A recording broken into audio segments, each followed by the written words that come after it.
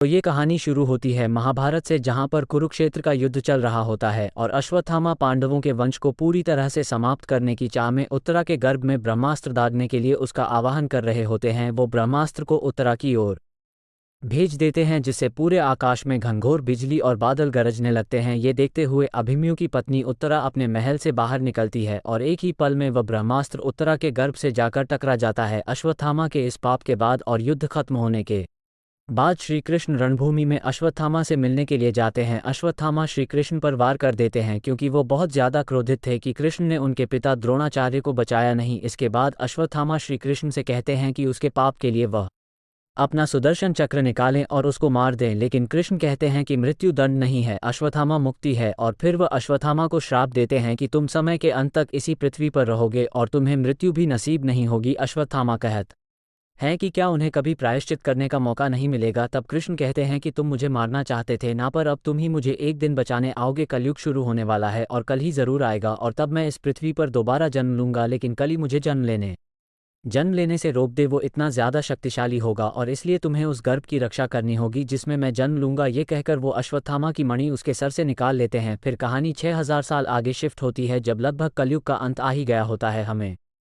दिखाया जाता है कि कुछ लोग एक वाहन में बैठकर इस दुनिया के आखिरी शहर काशी जा रहे होते हैं। इस वाहन में बहुत लोग होते हैं और एक बच्चा भी होता है जिसका नाम होता है राया, और एक बूढ़ा इंसान होता है जिसका नाम होता है रोमी। रोमी काशी इसलिए आया था क्योंकि उसने आसमान में एक नक्षत्र यानी कि एक तारा देखा था जो कि आखिरी बार 6000 साल पहले दिखाई दिया था, और इस नक्षत्र का मतलब ये था कि भगवान यानी कि विष्णु जी का दशावतार जन्म लेने वाले हैं। रोमी शंभाला का ही होता है और रोमी जैसे और भी लोग काशी में होते हैं। ये सब लोग खुद को रिबल्स बोलते हैं क्योंकि ये कॉम्प्लेक्शन आस्किन के खिलाफ होते हैं। ये रिबल्स काशी के नीचे सीक्रेट टनल्स बना के रहते हैं और इसी में इनकी एक्टिविटीज़ करते हैं। और रोमी इसी टनल में जाता है क्योंकि वहाँ पर एक प्रेग्नेंट लड़की होती है, दिव्या, जिसको मृणाल ठाकुर ने प्ले किया है। रोमी को चेक करना था कि कहीं मृणाल के गर्भ में जो बच्चा है वो भगवान तो नहीं, और चेक करने के लिए वो उसकी जेब में से एक कवच निकालते हैं जिसमें एक मणि होती है, और वो कहता है कि जब भी वो इस मणि को किसी गर्भ के पास ले जाएगा और अगर यह मणि जली तो समझ लेना कि उस गर्भ में भगवान है। जैसे ही रोमी उस मणि को मृणाल के गर्भ के पास लाता है, वो मणि जलती नहीं है, जिसका मतलब मृणाल वो लड़की नहीं थी जिसके गर्भ में भगवान जन्म लेंगे। तभी वहां पर कॉम्प्लेक्टेड रोमी और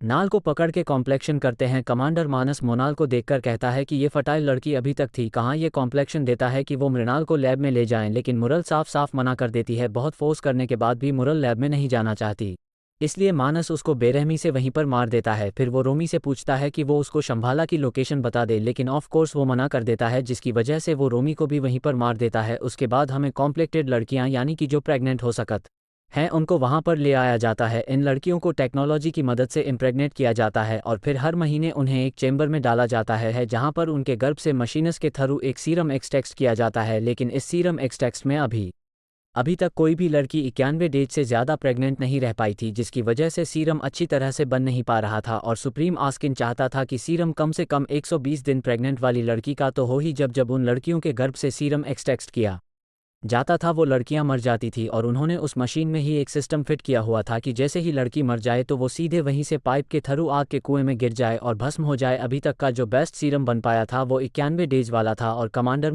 मानस को ये बात सुप्रीम आस्किन को बतानी थी और साथ में वो सीरम की बोतल भी ले जाना था। कमांडर मानस उस लैब के डॉक्टर से कहते हैं कि यह एक्सपेरिमेंट सक्सेसफुल क्यों नहीं हो पा रहा है, तो वो डॉक्टर मानस को एक सुझाव देता है कि वो उसको सुप्रीम आस्किन के पास ले चले, जिससे कि उन्हें पता चल जाए कि यास्कीन को एग्जैक्टली चाहिए क्या, और शायद तब जाकर वो एक अच्छा सीरम बना सके। कमांडर मानस डॉक्टर को सुप्रीम आस्किन के पास ले जाने के लिए तैयार हो जाता है। वो डॉक्टर और काउंसलर के साथ सुप्रीम यास्क के पास जाते हैं।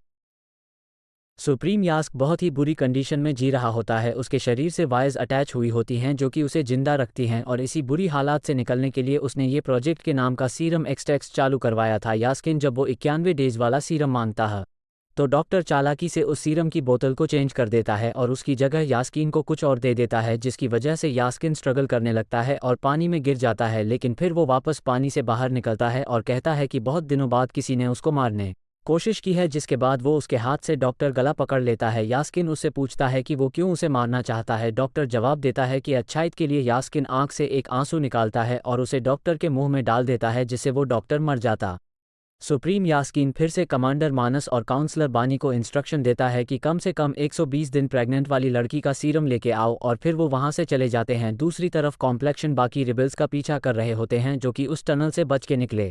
उसमें से एक के ऊपर 5000 यूनिट्स की बाउंड्री लगा दी जाती है और उसे भैरवा पकड़ लेता है, लेकिन वो उसे कॉम्प्लेक्शन वालों को नहीं देता क्योंकि वह भैरवा को बहुत पसंद करता था। राया जो वहां से बचकर मंदिर में पहुंच जाता है और वहां पत्ती में लपटे विशाल अश्वत्थामा को